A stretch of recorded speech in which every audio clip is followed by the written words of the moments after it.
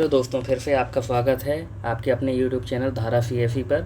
यहाँ हम आज लेके आए हैं एक नया टॉपिक जो है प्राचीन भारत से संबंधित प्रमुख शब्दावलियाँ। और ये किसी भी एग्ज़ाम में देखा जाए तो मोस्ट ऑफ द पूछने के चांसेस बने ही रहते हैं कि इनको क्या बोलते हैं, उनको क्या बोलते हैं। और ये एंशिएंट एंड मिडाइवल दोनों से बने होते हैं, तो मिडाइवल का सेक्शन हम एक अलग वीडियो में कवर करेंगे। अभी हम प्राचीन भारत की जो भी हमारी शब्दावलियाँ हैं उनको हम क्रम से पढ़ते हैं और इसी के साथ देखते हैं। सबसे पहला ओलिगार्की। ओलिगार्की या शासन समूह, इसका जो मीनिंग होता है वो होता है जहाँ सत्ता पुरुषों के एक समूह के हाथ में होती है, उसको बोलते हैं ओलिगार्की या समूह शासन।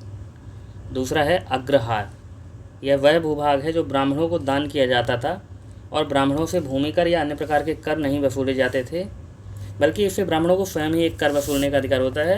और ये टॉपिक जो वर्ड है ये रिलेट करता है गुप्त काल से।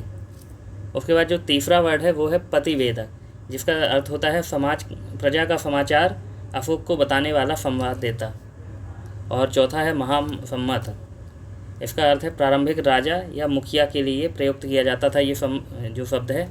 उसके बाद अगला शब्द है गृहपति। गृहपति ये पाली साहित्य का शब्द है जो धनी जमींदारों और व्यापारियों के लिए प्रयोग किया जाता था। उसके बाद है वेल्लालार, और ये भी तमिल समाज से रिलेटेड है और ये बड़े जमींदारों के लिए बोला जाता था। उल्वर, साधारण हर चलाने वाला जो किसान होता था उसको उल्वर कहते थे। कदैफियार और अड़ीमई, इन दोनों को दासों के लिए या भूमिहीन मजदूर, इन सभी के लिए प्रयुक्त किया जाता था। ये भी तमिल समाज से रिलेटेड है। मफत्थुवन तमिल समाज से रिलेटेड है, इसका अर्थ होता था सफल व्यापारी। सेट्टी और सातवाह, ये सातवाह प्राकृत भाषा का शब्द है और इन दोनों का भी अर्थ होता है सफल व्यापारी।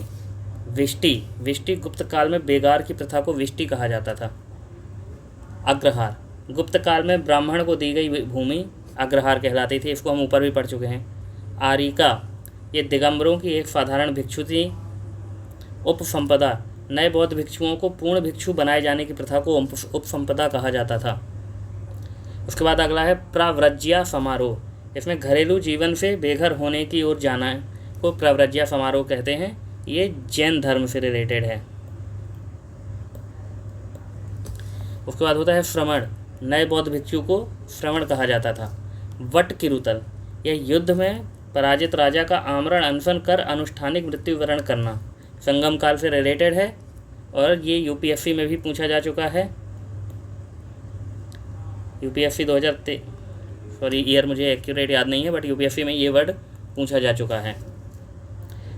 धर्मगुप्तक 18 या 20 प्रारंभिक बौद्ध दर्शनों में से एक है और महिषासक संप्रदाय से संबंधित है।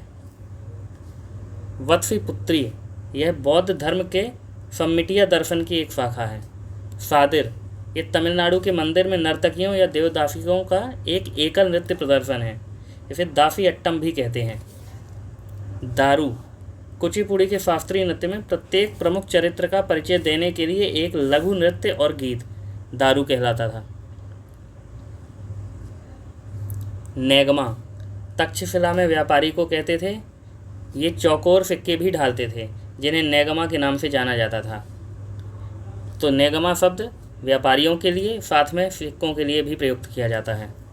कुल्यवाप, द्रोणवाप और निवर्तन, ये गुप्तकालीन भूमि की इकाइयाँ हैं। मणिप्रबलम, मलयालम और संस्कृत का मिश्रण जो होता है वो मणिप्रबलम कहलाता है। सरित सारक, एक निशस्त्र मार्शल आर्ट है जिसमें हाथापाई के रूप में युद्ध किया जाता है।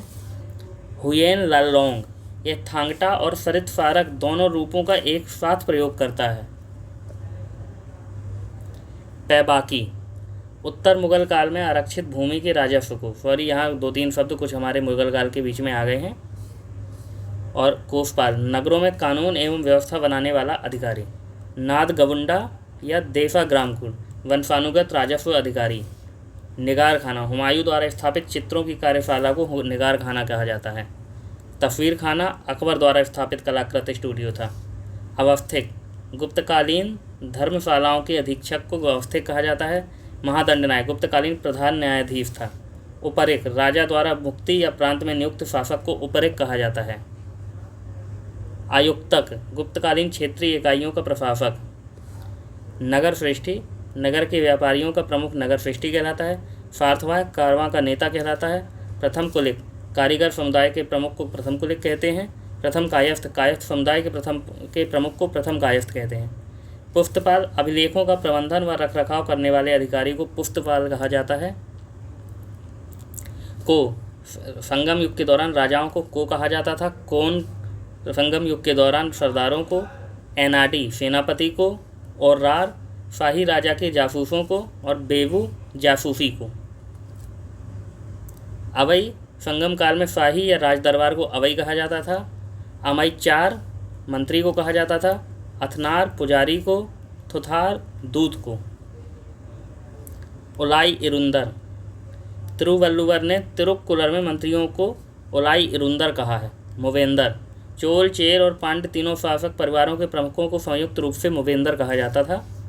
उपाध्यायिनी, women who were attached to the teaching profession in Rigveda, यानी कि ऋग्वेद में जो शिक्षा के पेशे से जुड़ी हुई महिलाएं थीं उनको उपाध्यायिनी के नाम से जाना जाता था। ब्रह्मवादिनी, जो ऋग्वेद की फीमेल स्टूडेंट्स थीं उनको ब्रह्मवादिनी कहा जाता था। स्वाध्योवधूष, female who received education for married life in Rigveda, यानी कि वैवाहिक जीवन के लिए जो शिक्षा ग्रहण करती थीं ऋग्वेद काल में उनको स्वाध्योवधूष कहा जाता था। उसके बाद अगला चलते हैं शतमान, कृष्णाला और निष्क, ये मूल्य की इकाई है उत्तर वैदिक काल से संबंधित। कुफीदिन, मनी लेंडर या यूजरर या ऋण देने वाला को कुफीदिन बोलते हैं। भागदुहा, कलेक्टर ऑफ टैक्स, यानी कि कर संग्राहक को भागदुहा कहा जाता है। संग्रहीति, कोषपाल या ट्रेजरर को कहा जाता है। महिषी, चीफ क्वीन को महिषी कहा जाता है। सुता, सूत, राजा का सारथी था। ग्रामीणी, ग्राम का मुखिया या दलों का प्रधान होता था। प्रतिहार, डोरकीपर या द्वारपाल होता था। अच्छवाप, accountant and associate of king in playing dices. पालागल, messenger and friend of king. गोवी कर्तना, keeper of forest and helping king in hunting, यानी कि जो वन है वनों का रखरखाव करने वाला और शिकार के समय राजा की मदद करने वाले को गोवी कर्तन कहा जाता था। तक्षण, तक्षण कारपेंटर को कहा जाता था। पदिम गलिर, महिला अंगरक्षक जो राजा की रक्षा करती थी संगम काल में उनको पदिम गलिर कहा जाता था।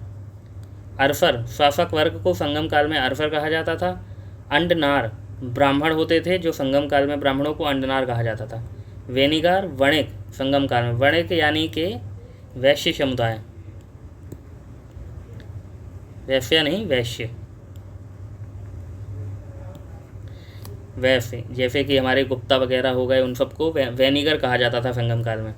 वैलाल, धनी किसान या संगम काल में कहा जाता था। मारिया, युद्ध में शौर्य प्रदर्शित करने वाले वीर को संगम काल में मारिया कहा जाता था। वीर काल, युद्ध में मरे सैनिकों की स्मृति में पाषाण मूर्ति जो बनाई जाती थी उन संगम काल में उनको वीर काल कहा जाता था। अवनम, बाजार या कहा जाता था। करई, भूमि कर होता था संगम काल में। अयाबोल, घुमक्कड़ व्यापारी को अयाबोल बोला जाता था संगम काल में। सिमलम्ब, प्राचीन हथियार आधारित मार्शल आर्ट है तमिलनाडु की। मुमेला, यक्षगान का अभिनेता होता था। हिम्मेला, यक्षगान की पृष्ठभूमि, गायक तथा वादक। वाज्रपति, चारागाह या बड़े जत्थे का प्रधान वाज्रपति कहलाता था।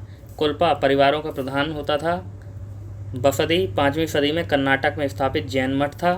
शुल्बसूत्र, सूक्ष्म मापन विषयक ग्रंथ था।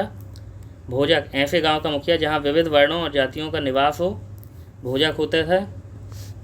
बलि साधक, किसानों से कर वसूलने वाले अधिकारी को बलि साधक कहा जाता था क्योंकि बलि का ही नाम जो कर होता था, कर का ही नाम उस समय पे बलि कहा जाता था। शुल्काध्यक्ष या सौल्किक, ये चुंगी वसूलने वाला अधिकारी होता था। भांडागारिक, यह राजकोषाध्यक्ष होता था। समाहारता, ये मौर्य काल में कर निर्धारण का सर्वोच्च अधिकारी होता था। सन्निधाता, राजकीय कोषागार और भंडागार का रक्षा होता था। यूची या तोखारी, कुफाणों के अन्य नाम हैं। गौलमेक, ये सैनिक टुकड़ी का प्रधान, जिसमें 9 रथ, 9 हाथी, 25 घोड़े, 45 पैदल सैनिक, गांव का प्रशासक सातवाहन काल में होता था।